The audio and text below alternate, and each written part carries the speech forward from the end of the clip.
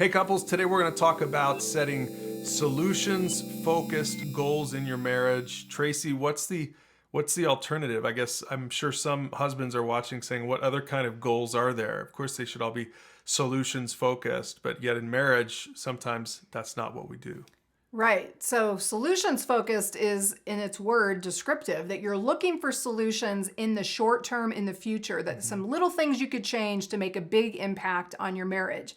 Rather than the alternative, which is we kind of get stuck in the past, we're drudging up all the past hurts and failures that we've done, and we just kind of get stuck in this mindset of, well, this is why I don't like you, or this is why you're a terrible spouse, because of all these things you did in the past, and that just creates a lot of drudgery and not fun. So we're going to talk about 5 practical steps that you can take to set solutions-focused goals in your marriage. And here's the first step.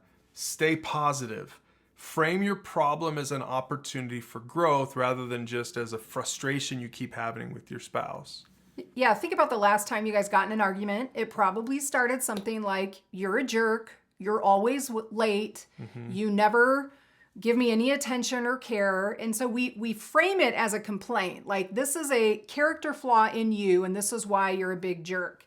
And I don't know about you, but I'm never going to respond very well to that when I feel like I'm being attacked or being accused of something, versus coming to your spouse and saying, hey, like, I feel like this is an opportunity for growth. Maybe you're not aware of this, or you said this, or you didn't do this, and how that hurt my feelings. Let's take this as an opportunity to learn from that and grow from it. Now, the second thing is to be specific about what you need. Tracy, I think a lot of couples talk about problems in overly general terms, and then again, you don't really know what to do about it.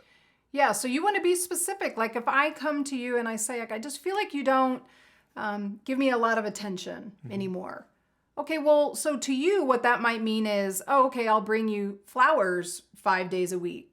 But flowers aren't really what do it for me. What I want is some quality time with you where we go on a walk or you take me out for a nice dinner. So if I could come to you and say, specifically, this is what it would look like for me, for you to be giving me more attention. Now you're on the same page with me and you kind of understand what my expectations are rather than you trying to guess at it. Right.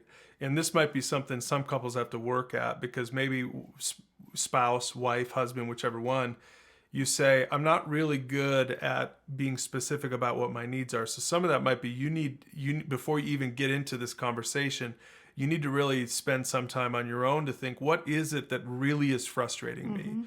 And so even have this second step in mind before you even have this conversation, so that when your spouse says, so be specific, what can I do to be better in this area? You can actually give them something specific to work on instead of just frustrating them with, I don't know, I'm just frustrated. Right. Yeah, and that's what leads to the third tip, which is to make the solution measurable. Now, some people love that term, measurable. Some people probably don't like that at all, but we're talking about that there's an action step that can come out of this thing that you're talking about. Right. So this idea of being specific and then creating measurable goals is to be able to say, over the next 2 weeks, let's work on this area. So for you, like, honey, I would love for you to work on giving me more attention.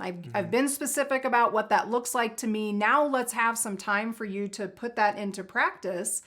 And then we can kind of come back a couple weeks later and look at it and say, well, how did we do? How did you do at showing me more attention? Did you do any of those things? Did you do anything? Right? So that gives us kind of a level playing field. It's kind of like a budget with our money, that we can kind of look at it and say, have we accomplished anything? Did anything change? Were you trying some things? Or are we still stuck where we were? But you have to do it one step at a time. In fact, that's the fourth step here, and that is to think baby steps. Don't think about stepping all the way over to Z if we're on the alphabet. You're just trying to go from A to B, or from B to C in your marriage. And that means you need to be gracious with yourself. You need to be gracious, extend some grace to your spouse. Yeah, think about if you were training for a marathon. I don't know anybody that starts out their training running 26.2 miles. Is that what a marathon is? So that's what I'm doing wrong? Yeah. Like you start, like you go on those plans and you're just doing little increments. And some days are longer, some days are shorter, and you're working towards that ultimate goal. So if you guys are coming to this saying we want our marriage to be healthier and better, then okay, make your goals in these conversations, get some smaller bite-sized goals and accomplish those. Get good at those things. And you'll learn how to communicate and earn trust through that as you see like your spouse is working on things and wants to be a better spouse, wants to meet your needs.